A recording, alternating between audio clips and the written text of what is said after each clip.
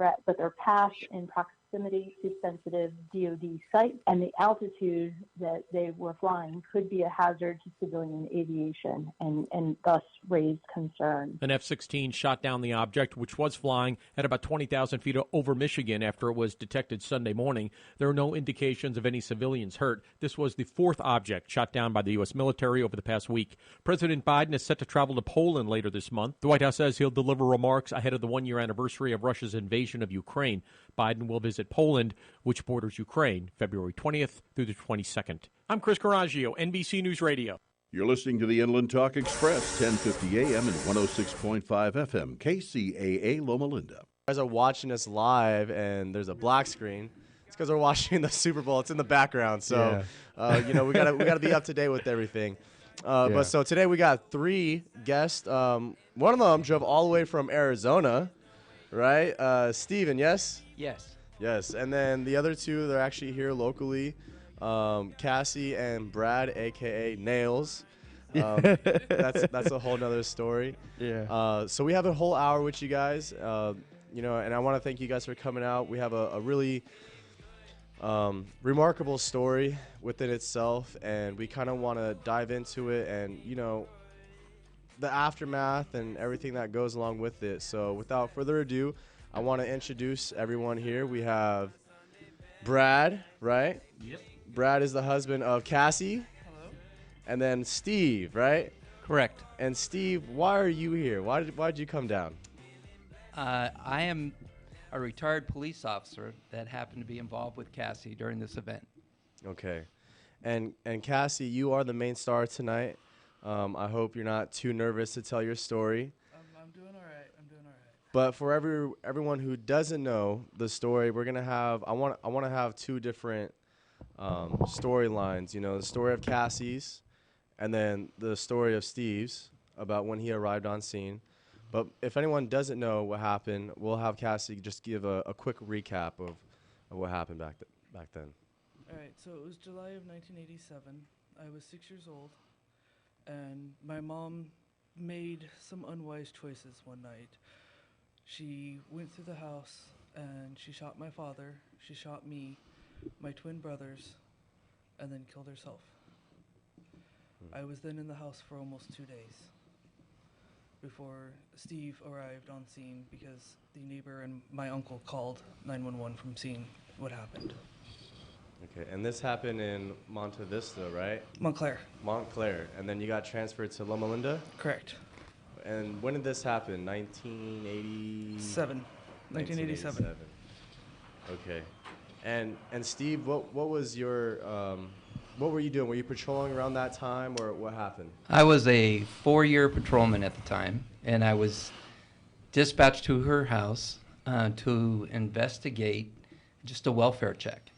The initial call came out that they hadn't heard from her dad. They were expected at a barbecue, and they didn't arrive, or they didn't show up. The family didn't show up, and there was concern. And so I was sent down to the house at 3:30 in the afternoon on a Sunday, just to knock on the door and make sure they were okay. And you were the first police officer on the scene, correct? Yes, I was. And no one answered the front door? No, and I was directed to the back of the house by her uncle, who said there was a window open in back. Okay. Would you like me to go on? Yes, tell us. Yeah. Please. So I went to the back of the house, and there was an open window to the master bedroom, and I looked in through the window and could see her father. Her father had his back to me. He was laying on the bed. His back was to me. All he had on was some underwear, and I noticed that he had been shot in the head. So I climbed in through the window, and lo and behold, I landed on top of Cassie, who was laying on the ground directly below the window. I actually still remember that. Really? So well, you were conscious during this? Yes, she was awake, and when I landed on her, she was startled. I said, "Are you okay?" And she said, "Make them stop shooting. Make them stop shooting." And So that immediately raised my red flag that this had just happened. But I would later learn that she had been in the house alive alone since early Saturday morning around 1 o'clock, and I didn't get there till Sunday afternoon at 3:30. And did you call him back up after you saw the bedroom and her dad and everything? Or? What I did is, because she said they had to tell him to stop shooting, I thought the threat was right then and there. I searched the house, and I found her mom, and I found her 2 brothers. And then I came back to Cassie and stayed with her until others arrived and medical attention arrived.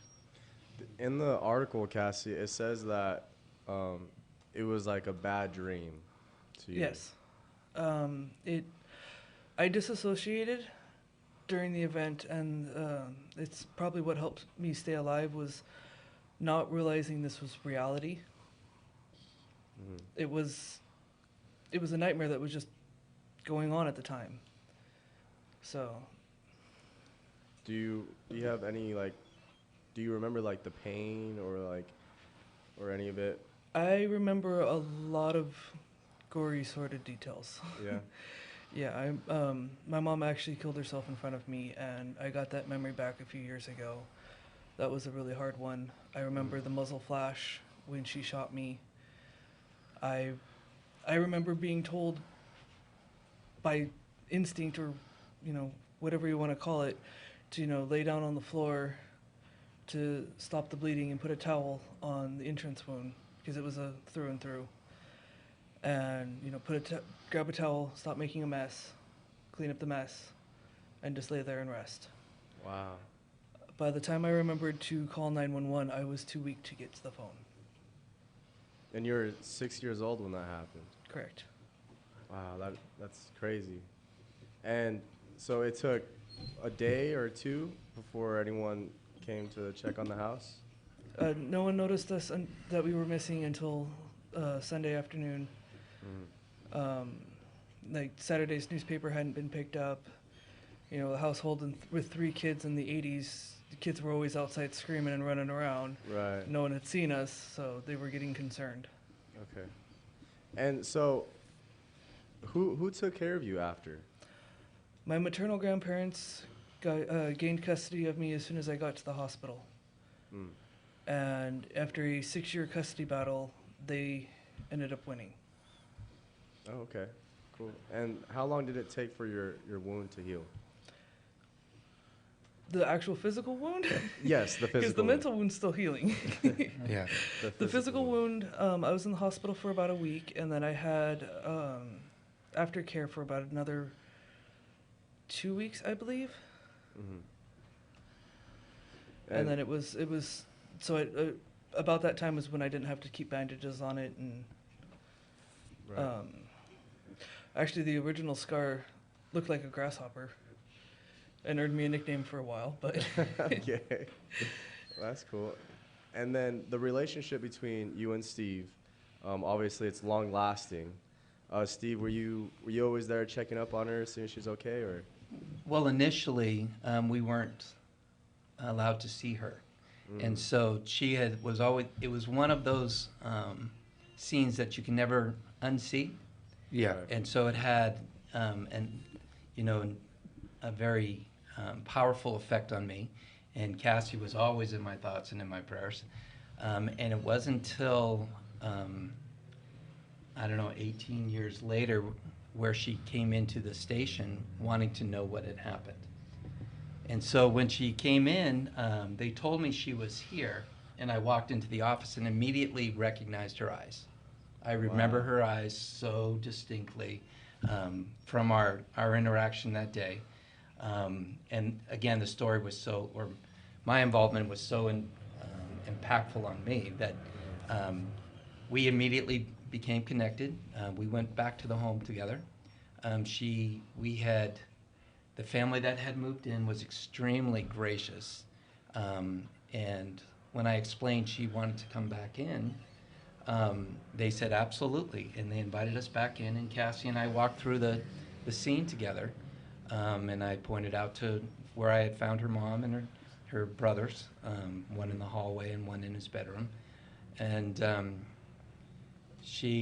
from that time, we have been close ever since. I was very fortunate to be invited to their wedding. Yes. Yeah. And, we talk regularly, and again, she's part of my life because of those, and I'm glad, all right? Yeah. Those moments have us connected forever. And it's something I'm sure I will never, ever forget.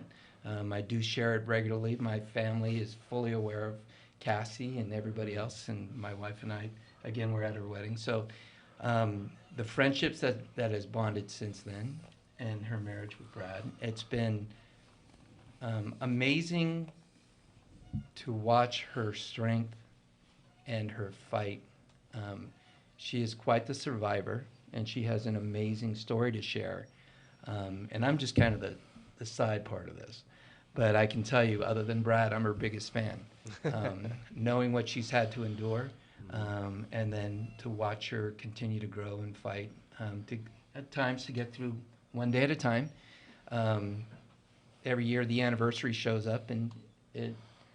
It's a hard time. Yes, it is. And so she struggles with that, but I know, again, she continues to fight on. And I think I've been pushing her to share this story for a long time.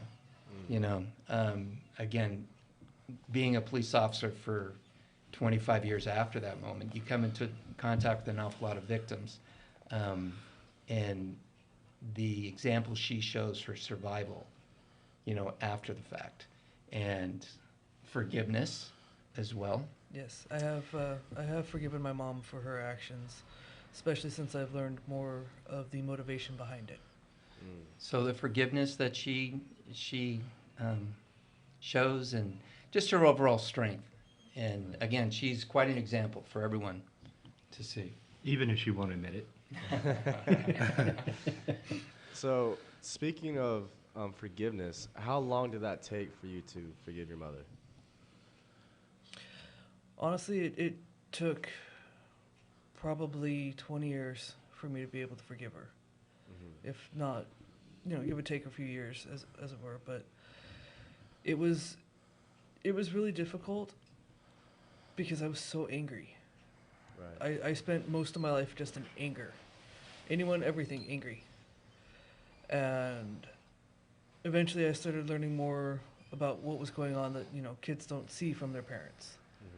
The behind the scenes. And I realized that she made the wrong choice. Right. But it was the only choice she thought she could make. So what was the last thought you told yourself that convinced you to forgive your mother? That's a solid question. I'm not really sure. It's more of, if I was in her shoes, what would I do? And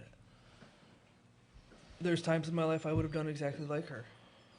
Now that I've grown up and matured and can see more of the picture and everything, it's along the lines of, why should I hold all my anger against her when she thought she was doing the best that she could? And you said you kind of figured out what her motives were for doing that? Yes. Can you explain? My dad was not a good person. Okay. He had a very bad temper. He did a lot of things that would get him in trouble with the law these days. Even then, if he'd gotten caught. But he was also very manipulative. And in general, just not a good guy. It was not a good match for them. I think we described it as when bad meets evil. Yeah, it basically when bad meets evil. My mom being bad, my dad being evil. My mom was a bit of a rebel. I know she did drugs in the 60s, in the 70s. I don't know how far into the 80s that continued. All I know is her talk screen came back normal, so There wasn't anything clouding her mind except her mind at the time. Both of them were former military, and my dad had... Military was actually probably the best thing for my dad, but it also messed him up. This is the Vietnam era. And my mom was one of the first women in Air Force when they combined the Women's and Men's Air Force together. Oh, wow. And she received a lot of sexist comments and had a lot of other problems with her superior officers, and was discharged honorably but medically for pregnancy, which was not me. That was your twin brothers, right? No. No. That was a sibling that would have been older than me. Oh, okay. That did not come to fruition. Got it. I know my mom had problems with anorexia, severe problems with it. I know from what I've heard of her stories, she was bipolar, but untreated because it's the 80s, you know, still taboo, can't talk about, you know, mental health issues. And she never got help for a lot of her problems. My dad never saw that he had a problem, so why would he reach out for help? Because he's the man. Sorry to put it that way, but Yeah. Yeah, she was under threat from my dad, saying that he had mafia connections and that if she ever left him, he would call in those connections and she would disappear, and so would us kids. Got you. He had a girlfriend on the side, at least one. It was just, it was the wrong choice for the situation, but it was what she saw. Okay. I actually have her suicide note memorized. Wow. It says, "Please tell Kathy," which is her just her younger sister, "that I'm sorry, but Kathy was crossed out and my name was written in. If I didn't do this, they would have taken everything." Wow. So, she wasn't really in the right set. I do know that before she did this at home, she had tried to go to her work and just kill herself there. But the security guard, when, you know, one of the employees show up in a nightgown and a robe and something pulling on a pocket, kind of say, just go home. Mm-hmm. I know that security guard is, if he's still alive, I haven't been able to contact him. I knew he blamed himself quite a bit for sending her home. I don't hold him accountable at all. He was doing his job. Do you still talk to anyone on that side of the family? On my father's side? Yeah. Yes. Actually, my dad was the oldest of 8. Oh, wow. 8 boys. And I do talk to them. It's really hard because we spent so long estranged. Right. Yeah. Because my mom's side and my dad's side, it basically, picture the custody battle as one of the worst divorce cases you could imagine, where the kid is the pawn. Mm-hmm. Right. And, you know, I have one side, oh, well, you know, your grandparents are going to die any day now. Oh, well, they're trashy people, and, you know, back and forth. Hatfields and McCoys. Yeah. And it was a struggle, but when I was 16 and had my license, I drove out to Montclair, and I have a half-brother who lived out there. He's now in New Mexico. But I drove out there, called him up, the only number I knew for them, said, "Hey, I'm in town. I want to meet him." I hadn't seen him since I was 12. And now we're 2 peas in a pod. Nothing keeps us apart. I actually recently drove out because my niece got married, and we took a whirlwind trip out to New Mexico. Oh, wow. Nice. Good for you. And Kyle, do you have anything that you want to say before I bring something up? No, go ahead. So when I called you to have you come on the show, and I said you can bring your husband and your family or kids, and you said that you can have kids, how much did that kind of, I don't want to say mess you up, but because of what happened to you, does that make you want to have kids, or does that change your views at all about having kids? Honestly, I love kids. My best friend and her daughter have lived with us for most of her daughter's life. And it's been a blast being an aunt, in a sense, to her daughter. And I wouldn't mind one day being stable enough financially to be able to adopt. Okay.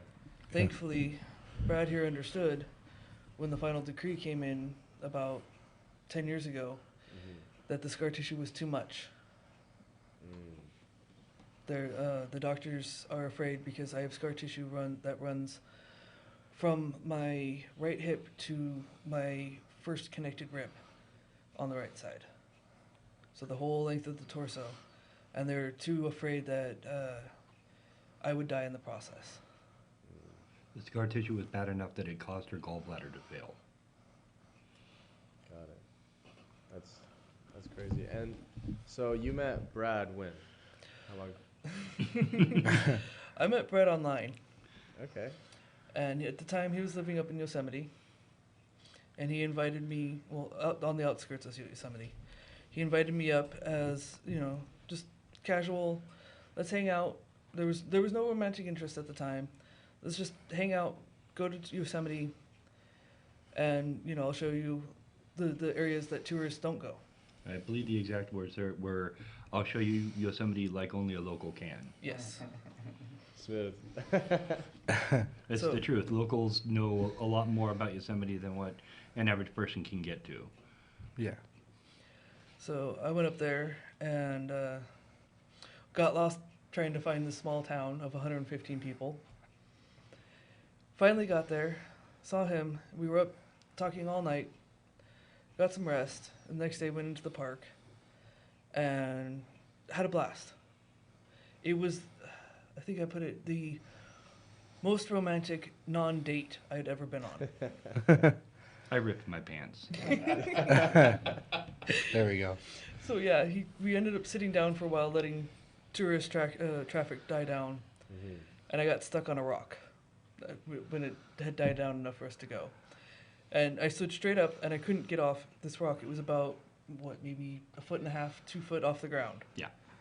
Little tiny thing in a sense. And it ended up falling. And he caught me, and as he caught me, we kissed. Oh, wow. And I spent the next few weeks in denial saying no because I'd given up on relationships. I'd been in so many bad ones. Just bad choice after bad choice. I was like, no, I can't handle this. But I couldn't get him out of my mind. So eventually it came down to him either moving in with me or him moving to Texas. Texas. Yeah, I had a friend in Texas. The living arrangement I had in Coulterville was not good. I was living with an ex at the time, and she was not a good person. The place I worked had closed due to tourism drying up, and I was looking to find greener pastures, in a sense. Gotcha. When she suggested I come down here, the original suggestion was come down here, try to find some work, see if I can find some stability. And I was like, well, either I can stay in California, which I've known most of my life, or I can move to a state I was born in but was never really there. I decided to try for this one first, and well, I'm still here. This was back in 2010. Oh, wow, okay. So you guys been together for, what, 13 years? Yep. And that's just the time talking online. We were actually friends online for a couple of years before, about a year and a half before you actually came up to visit. So we knew each other pretty well prior to that. So it wasn't just hey, let's go meet the weird guy that I met online. It was, we knew each other. I knew about her history, her background, before she came up. So I knew a bit of what was going on, and obviously that night when she sat and we visited, we found out a lot more. So Yeah, I've always been upfront about my story. Okay. So it took you a while to tell him the story and approach it, or was it just like, was it easy for you? It was fairly easy because it was online. It was more of a, hey, look, you need to know this about my personality because, between May and July, I'm a difficult person to be around. because that from Mother's Day until the anniversary, which is the 25th of July, are the hardest times for me. It kind of snowball effects and gets worse and then worse and worse and worse. But the day I met him, which is the day we started considering us dating because of me being stubborn, and our wedding day are the same day as the anniversary. Oh, wow. And it was his idea. He wanted to put a happy memory over the bad memory. Yeah. Good job, Brad. You nailed it. No, I'm just kidding. That's pretty cool. Well, you guys, we only have about less than 3 minutes left before we take our 5-minute break. How are you feeling, Cassie? You feeling okay? I'm doing all right. I know she was a little nervous about coming on the air and telling her story. But, you know, there's more to the story than the story, right? Yes. Right.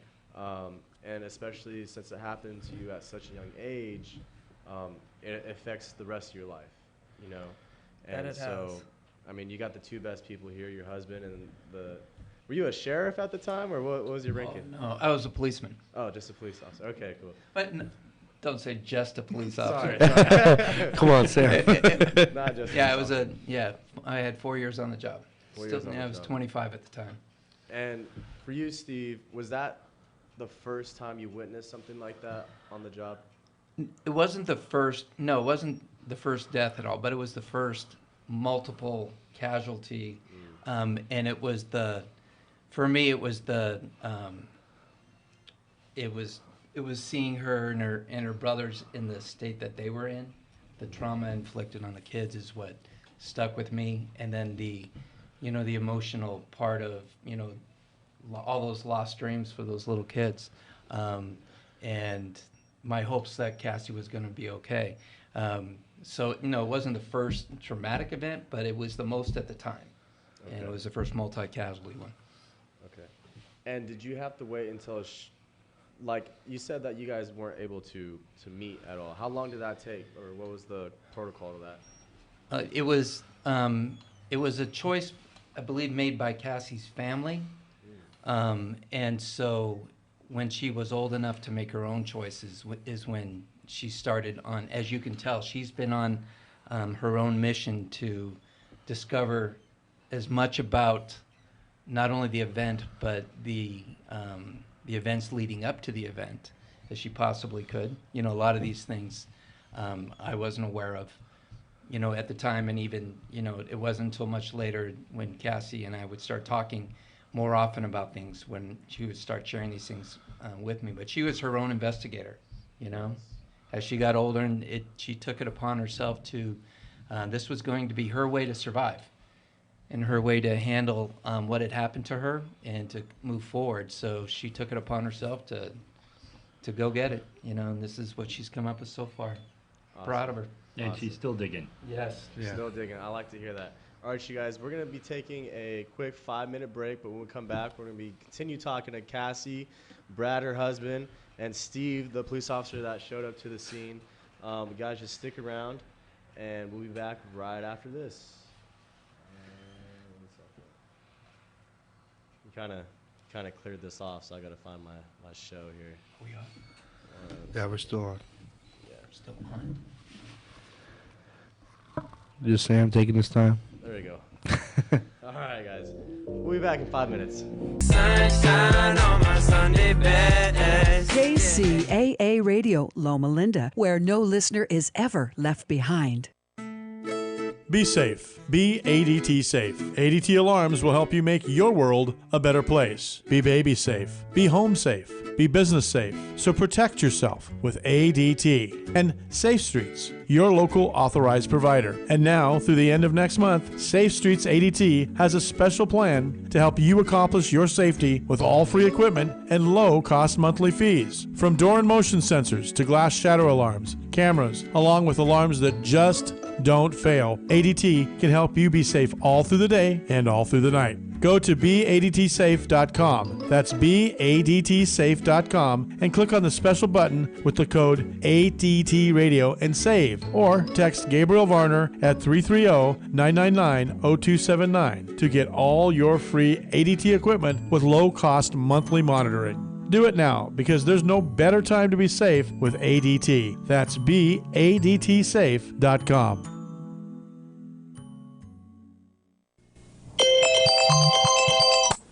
Don't hit the snooze. Wake up in your dream home today. Contact Sam Works, a real estate agent at Century 21 Lois Lauer, giving you fast results and the best service. People are calling 909-800-6006. 909-800-6006. Sam works for you to make your dreams come true. DRE number 02162595. What does the WeatherBug app tell you? My commute will be a doozy today. Pack my allergy meds. Lightning. Pick up a pizza, not a tennis racket. With more free map layers than any other weather app, WeatherBug tells you more of what you need to know to prepare you for the unpredictable. Discover why over 10 million users choose WeatherBug. Maybe it's a commute to the couch day. Download the WeatherBug app today for free. My name is Daniel Rudbari. I'm an attorney. I represent tenants against landlords. So if your landlord is making you live in substandard living conditions, bug infestation, cockroaches, rodents, mold, mildew, broken windows, lack of security, flooding, call me. You have rights. You can reach me at 877-384-9911. Again, I'm attorney Daniel Rudbari, and I represent tenants against landlords that refuse to make repairs and force tenants to live in substandard living conditions. So if you think you're living in a substandard living condition, call me, 877-384-9911. The call is free. It's a toll-free number, 877-384-9911. And the Downtown San Bernardino is living history and the place you want to be. On the internet, it's 320downtown.com. That's 320downtown.com. The Enterprise Building, with its rich interiors, it's a place so special you just have to see it. It's at 320 Northeast Street in downtown San Bernardino. The Enterprise Building is the heartbeat and entertainment life of downtown San Bernardino, as well as a distinguished space for your new office or building. You can grow with its newly renovated banquet area, meeting rooms, 320 bar, top deck terrace, and plenty of parking space with over 8,900 square feet of reasonable and available opportunity. Today, it's family owned and operated by Alicia, Alan, and their son Ryan. They've rolled out the red carpet and crafted a gracious space, keeping the historical feel of the building while providing the opportunity to. This is KCAA. I hope you guys enjoyed our show so far and the Super Bowl. Chiefs won, by the way. Got to give everyone a little shout out to that. We got a couple people here in the studio. If you guys are just tuning in, you guys are listening to Whatever Works on KCAA 1050 AM and Express 106.5 FM. I'm your host, Sam Works. I'm Kyle Kerrigan. And we got three fantastic people over here. We have a guy all the way from Arizona. A round of applause to Steve. Steve, what's your last name, by the way? Lux. Steve Lux. Okay. And then we have Cassidy. Hello. And then we have Brad. And Brad's been nailing it all night, guys. So that's gonna haunt me. Yeah, it is. So the reason why they're here is because it's more than just therapy. She's going through a healing process. She has a story that sounds almost unbelievable, and we got the two best people by her side with her to kind of like cope with her, talk about it, get different points of views. And I have the article up. And if you guys don't mind reading it, and then just tell me how accurate it is. It should be 100% accurate. But I'm going to read. No? No, especially if it's the New York Times. Los Angeles Times. Oh, this one is meant. Sorry. Oh, so it's not even accurate. It's semi-accurate, Okay. but there's some Is there creative writing. Yeah, there's a lot of things that are probably dramatized for the article. Yes. But that and reporting in the 80s wasn't exactly spot on anyway, so. Okay, so I shouldn't even read it then, is what you're saying. No, let's skip. No. Well, it's broad strokes. That's the best way to look at it. It's a good if you want to get a broad stroke of the story, that's one you can use. But okay, so we actually have the real deal, so she can tell the actual story, right?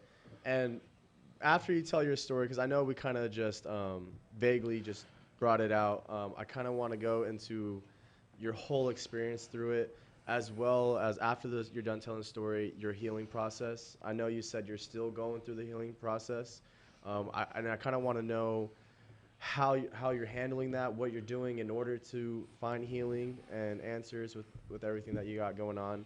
But for the people who are just tuning in, tell them the story of why you're here. All right, I'll give a little more detail than the broad stroke before, but Sure. I remember waking up, hearing a gunshot, and thinking that it was just my dad watching TV too loud because he occasionally rolled over on the remote and hit the volume button. And our rooms were wall to wall, and the TV was on my wall, so I thought, okay, I'll go up, tell Dad, turn the TV down. So I get up, and I meet my mom at my door. And that's when I first started disassociating, because she had a gun. And my brain told me that's not your mom. Moms are like tuna cans at the grocery store. They're mass-produced, they look all the same. And then I remember the muzzle flash. And then she went in and killed my 3-year-old brothers, one of which I held as he passed. And went out, wrote her note.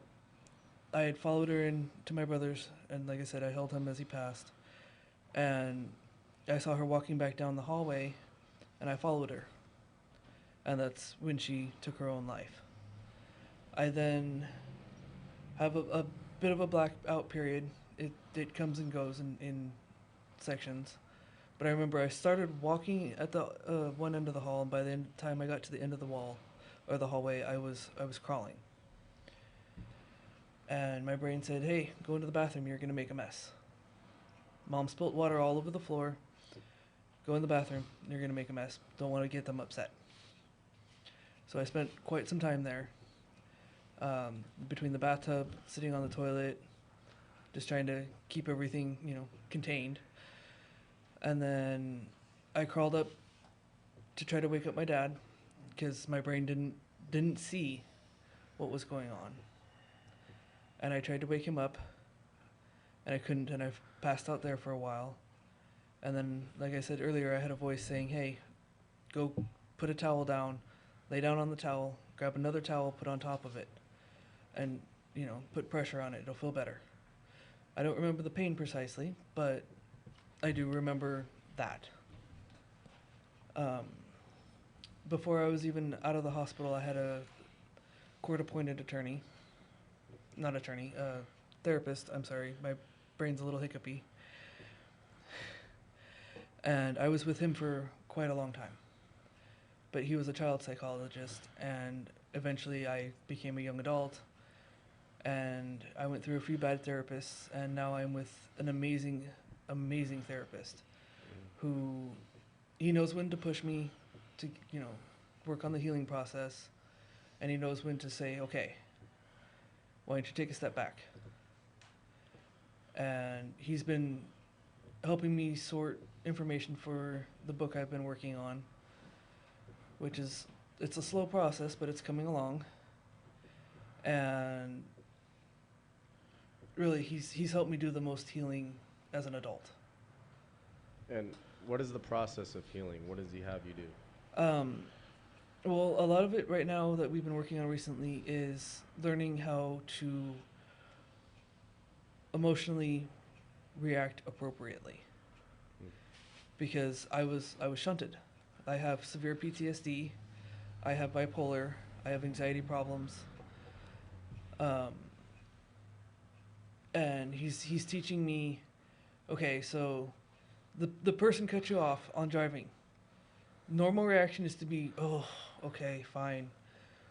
Whereas my previous action would have been yelling and screaming in road rage. Or, hey, so-and-so said this about you, and instead of, going into fight mode over it, hey, step back, try to see their perspective, and then decide how angry you are. And if you're not very angry, that's okay. If you're very angry about it, wait till you can talk to them about it.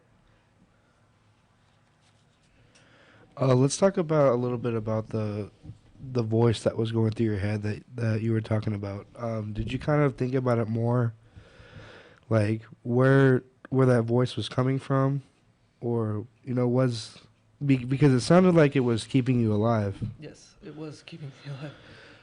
I don't really know where that voice came from. I don't know if it was just instincts from watching TV shows or something like that as a kid. I mean, I don't know where it came from. I never really attributed it to a higher power because due to, everything. It's understandable. Yeah. But that voice did keep me alive. Can I jump in real quick? Yeah, go ahead. During our investigation after the fact, though, too, we did find Cassie's blood on every person in the home. Just like she describing, we were assuming that she had gone to at least hug them. We found it on her brother in the hallway and on her brother in the front bedroom, on her mom, as well as in the bed next to her dad. And so, how she survived those 36 hours, I still don't know. What she's describing too, that contributed to the scene that I discovered with she had lost a lot of blood. But again, I think, she had mentioned passing out a few times, but there was other times she was conscious enough to at least be extending some level of care for everyone in her family. It's pretty amazing how she survived for so long. Yeah, I don't know how she did it. I have a question for you, actually. As a police officer, obviously I'm not a police officer. I'm not an expert, so I don't know how Are you you guys. a sheriff? No. But I don't know how you guys take apart scenes and analyze them. But it seems like this one would have taken probably a longer time. How long did the investigation go for you guys? Inside the home, it went for several days. And then the follow-up went on for weeks and even months. Again, she's learning things now that didn't come out back then. But being inside the home, we had to get a search warrant for the home that night. And we were able to get in the house about just before it was too late. We got in there about 10 minutes to 10 at night. We were there for the next probably 4 straight days processing the scene because we weren't sure how it all played out. Cassie had been taken to the hospital, and the only thing I could tell you is she told me, make him stop shooting, tell him to stop shooting. So that's where it did take a long time. But it was a complex and tragic. I know you may not believe in a higher power, but I'm pretty religious. I'm a man of faith. And I always say that your conscience is the authentic voice of God. That makes sense. And for me to hear that, that's just another route to what I believe in. So whatever you believe in, that's good that you actually had something to tell you what to do. Because at 6 years old, that's almost unbelievable to figure out, especially under stress and bleeding out and everything like that. There's no other explanation in my eyes to see that. You also said that you're still in the healing process. Is there anything that you're still trying to piece together or figure out as part of the healing process? Well, I've asked my uncles on my dad's side and my aunt and uncles on my mom's side to write me stories about my mom and my dad and let me know just their personality. It doesn't have to, don't tell me all the cute, fluffy stuff that they did. Tell me the real them. Yeah. And that, learning some of that has been as hard as facing the event. Really, because, you're a kid. You don't think your parents can do wrong. Right. And my parents did wrong. But I also am healing because I still get random new flash memories. This is actually 4th of July 2 years ago when I remembered the muzzle flash during the fireworks. And I was not okay. And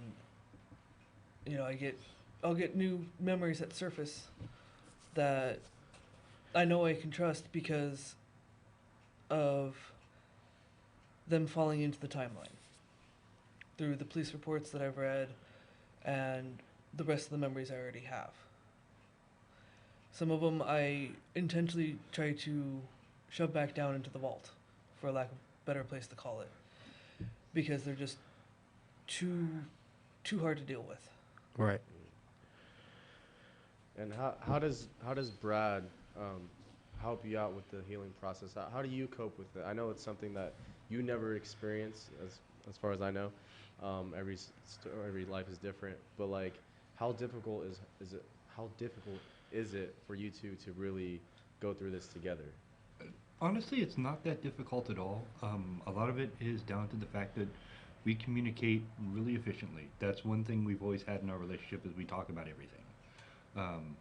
Big thing of not going to bed angry is a big factor around our house. Yeah. And we talk through everything. So a lot of times when she's facing a new memory, what have you, it's something that, it's not necessarily new for me because it happens, but it is something that I have to, I have to wait for her to adjust to the new memory and how it affects her, how bad it is. And then, of course, with her trying to, get this down in writing, I have to help her try to figure out where it belongs in her tale, and, how much it's going to affect her. Is it going to be overstressing for her? Or there are some nights, like when I come to bed and she'll be having a nightmare. There was one time I came to bed and I start to sit down. She rolls over, opens up her eyes, and just very gently says, "Don't worry, Mommy's dead," and then proceeds to roll back over and go back to sleep. And I'm like, okay, I don't need to go to sleep tonight.